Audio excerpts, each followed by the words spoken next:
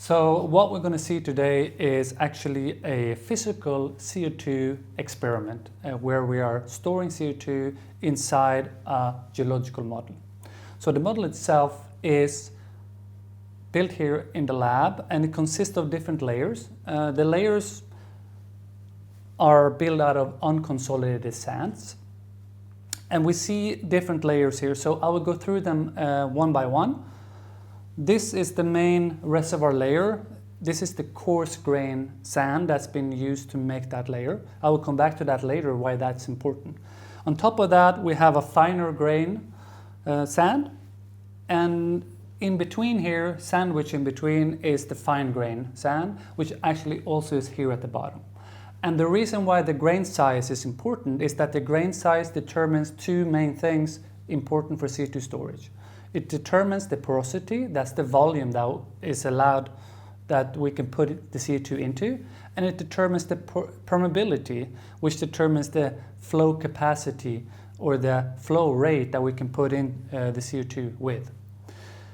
So the system has a barrier here at the top, which is called like a flow barrier layer. In reality, this is called a shale, but in our model, it's actually silt. And this layer at the top is keeping the CO2 within the reservoir zones. The CO2 will enter the model around here. And what you can see at this point is that the sands have been filled up with blue water. The color is blue and it's completely water filled. As soon as we'll inject CO2, we will see that very clearly. So the CO2 will come in around here, and due to its buoyancy, the CO2 will migrate upwards. However, it will not go all the way up to the top because of this flow barrier here at the top. So it will accumulate underneath this layer, and over time it will start to migrate into the reservoir, into these different flow zones. We do not know how the CO2 will migrate, so that's for us to see later. But what we do know is that the CO2 is injected as a gas form, and over time that CO2 gas will react with the water, it will dissolve into the water, and then may generate CO2 saturated water, and when that happens, its color would change. So it goes from blue to yellow, bright yellow, and we can see that happening inside of this system. That yellow water, that CO2 saturated water, is a little bit heavier than the blue water. And what that results in is that it will start to fall down due to gravity, and it will start to mix and get into places where the CO2 in gas phase did not enter. Due to its high buoyancy, the CO2 as a gas will flow at the top of the reservoir. Over time, when it dissolves into water, it will start to migrate downwards, and it will be very interesting to see the dynamics of that and how that dynamics are influenced by the different flow zones.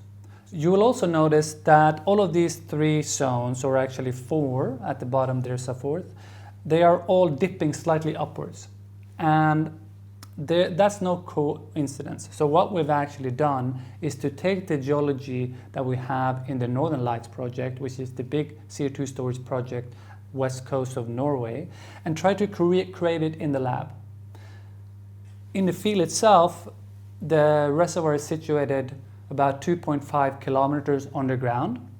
And as an example, the shale layer that's supposed to keep the CO2 inside are about 70 meters high. In our model, it's about 7 centimeters high, but we can still see the same dynamics as will happen in the reservoir itself, however, at different pressures and temperature, and most importantly, at different time scales. So we will run this in the lab for a couple of days. In the field, it will run for decades, hundreds of years. So it will be quite exciting to see what happens, and we will come back to what actually did happen later on and try to decipher what we observed, why it happened, and what we can learn from that. And that's actually the same process that will be doing in real life. So this is a laboratory experiment set up to increase our understanding of what will happen during the CO2 injection and storage in the Northern Lights. So one important thing is the storage mechanisms. So what will happen as we start injection, is that the CO2 will migrate upwards. Because it will be hindered to flow further by this tight zone up on top, it will start to migrate out in the reservoir. So that flow barrier there is one of the 4 trapping mechanisms that will occur in the Northern Lights project as well. In here, so we call that structural trapping. It's the structure of the reservoir that traps the CO2. A second storage mechanism is the fact that this is already filled with water, and as we inject the CO2 will displace a lot of the water away, but some water will be still in the pores, in the pore space, so the CO2 is going to be trapped as bubbles between the sand grains. That's called residual trapping. A third thing that we will see is what's called dissolution trapping. So as the CO2 and water mixes, the CO2 actually goes from a gas phase into a water phase. A fourth storage mechanism that will occur is something that's called mineralization. So over time, over hundreds if not thousands of years, the CO2 will react with the rock deep down in the ground and mineralize into a mineral.